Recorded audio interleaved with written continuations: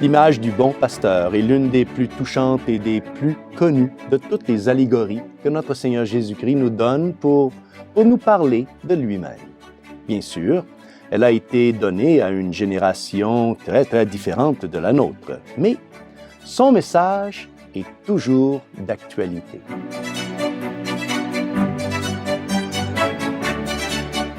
Au nom du Père, et du Fils et du Saint-Esprit. Amen. Chers frères et sœurs, Salve Maria, et bienvenue au commentaire de l'Évangile de ce dimanche. Dans l'Évangile du 4e dimanche de Pâques, qui nous est présenté par Saint Jean, chapitre 10, versets 11 à 18, Jésus nous donne la belle parabole du bon pasteur. Cette parabole a eu un effet durable sur l'iconographie et la piété catholique depuis les tout débuts de la chrétienté.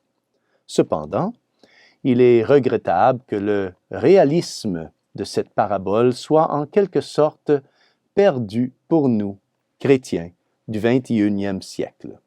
Oui, je dis cela parce que la plupart des chrétiens d'aujourd'hui ont peu de contact avec les animaux de ferme et encore moins avec les bergers. Mais le Seigneur Jésus parlait à une époque où le métier de berger était encore très reconnu et répandu. Si vous avez déjà eu le plaisir d'observer un berger en action, vous serez surpris de voir à quel point il semble avoir une relation personnelle, presque familière avec ses brebis. Il semble souvent faire de petits discours, enfin des petits sermons à ces brebis qui semblent, eux, l'écouter avec beaucoup d'attention. Elles obéissent instinctivement à sa voix, alors qu'elles ignorent complètement toute autre personne étrangère. Nous serions peut-être tentés de penser que Jésus, après avoir observé les bergers et les brebis de son temps, a ensuite inventé cette brillante parabole du bon pasteur. C'est peut-être en partie vrai, mais nous devons aussi nous rappeler que Jésus est vraiment Dieu et vraiment homme. Dans sa nature humaine, il a appris à connaître et à comprendre les choses qu'il connaît en tant que Dieu. Il a également dû apprendre beaucoup de choses de sa mère, Marie, bien qu'en étant Dieu, il soit aussi son maître. Tout ceci est un grand mystère de notre foi. Ainsi, le Seigneur Jésus, en tant que Dieu, est un avec le Père et le Saint-Esprit. Et en tant que Dieu, il a créé le monde et tout ce qu'il contient. Il a créé donc les moutons, les brebis, tels qu'ils sont.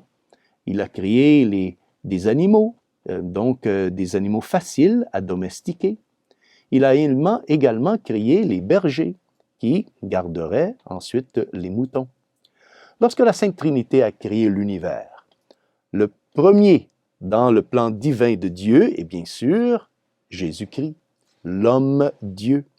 Ce plan inclut également Marie, la mère de Dieu, car Dieu a voulu que le Fils de Dieu, la deuxième personne de la Sainte Trinité, ne s'incarne qu'en elle et par elle.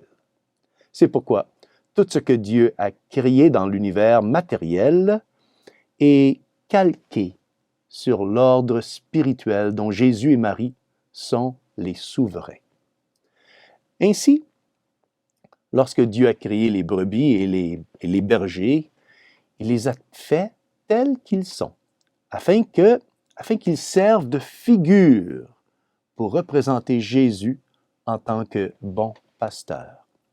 C'est pourquoi les moutons, les brebis sont tels qu'ils sont, obéissant à la voix du berger dont ils reconnaissent bien la voix. Dans l'Ancien Testament, l'image d'un berger prenant soin de ses brebis apparaît à de très nombreuses reprises. Alors, je pense par exemple ici à Ézéchiel, par exemple, où Dieu s'exprime par l'intermédiaire du prophète et il dit Je sauverai mes brebis, et je leur susciterai un seul pasteur. Et il les fera paître, et il sera pour elles un pasteur. Dieu annonçait ici donc l'incarnation de son Fils qui deviendrait le bon pasteur, qui sauverait son troupeau. Le troupeau qui est l'Église. Si Jésus est le berger, la Sainte Église catholique donc est la bergerie. L'Église est composée de brebis qui reconnaissent la voix du bon berger.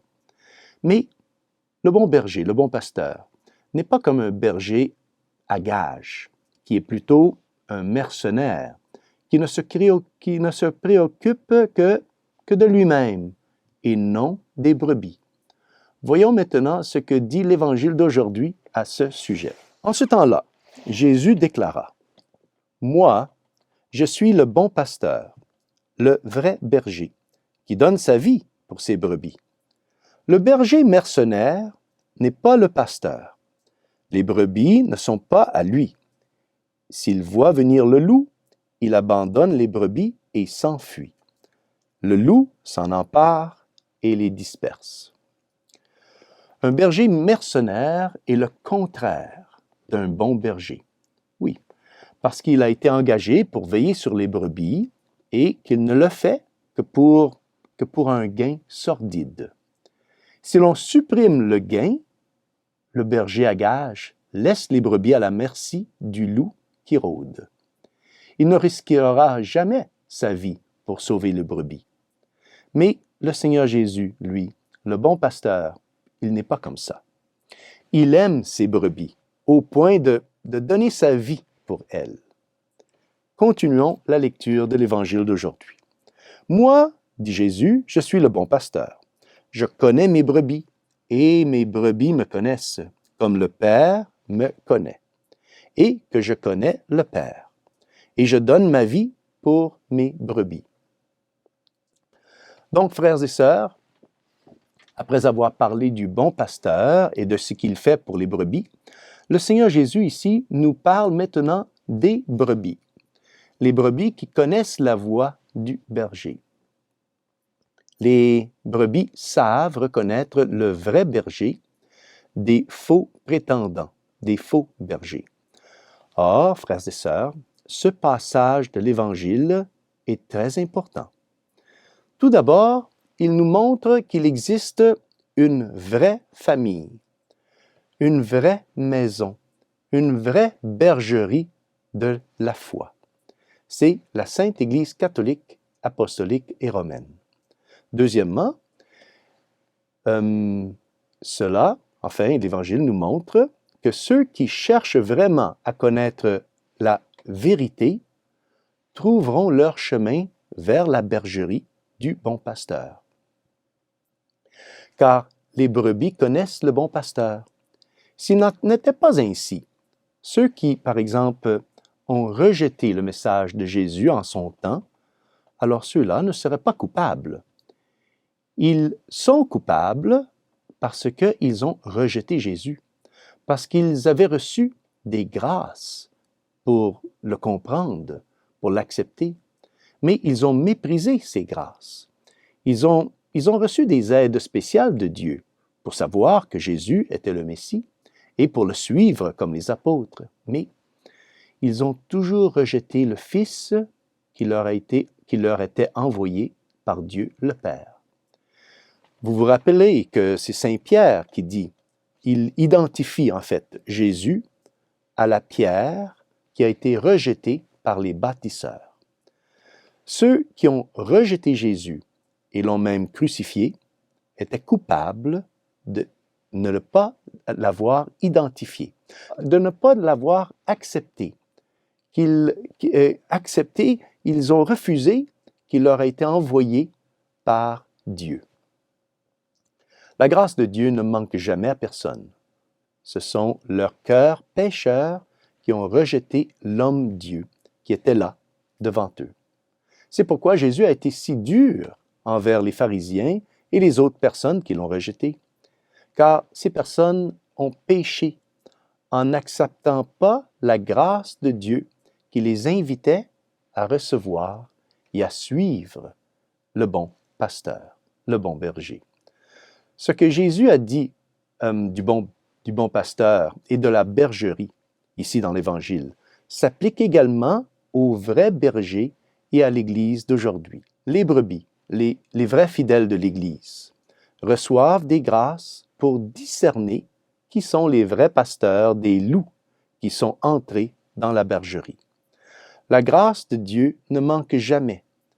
Nous sommes responsables de notre acceptation ou de notre rejet. La parabole du bon pasteur parle de l'amour de Dieu pour nous et de notre réponse à cet amour. C'est l'amour qui nous fait connaître le bon pasteur. L'amour nous fait discerner, nous fait reconnaître la vraie voix de notre Seigneur et nous aide à discerner quand on nous offre un mercenaire, enfin un berger à gage au nom du bon berger. Quand on nous propose un berger à gage à la place du bon pasteur. L'Évangile continue. Voici pourquoi le Père m'aime, parce que je donne ma vie pour la recevoir de nouveau. Nul ne peut me l'enlever. Je la donne de moi-même. J'ai le pouvoir de la donner, j'ai aussi le pouvoir de la recevoir de nouveau. Voilà le commandement que j'ai reçu de mon Père.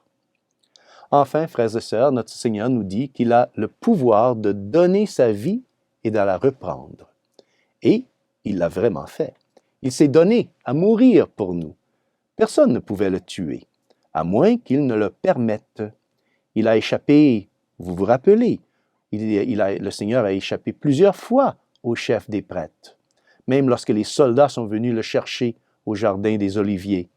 Un seul mot de sa part les a fait tous tomber à terre.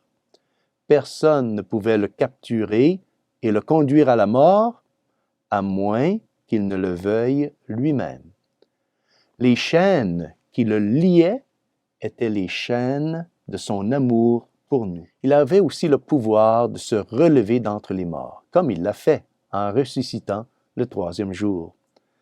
Cette parabole, donc, devrait nous inciter à un grand amour pour notre Seigneur et aussi avoir une grande gratitude envers lui.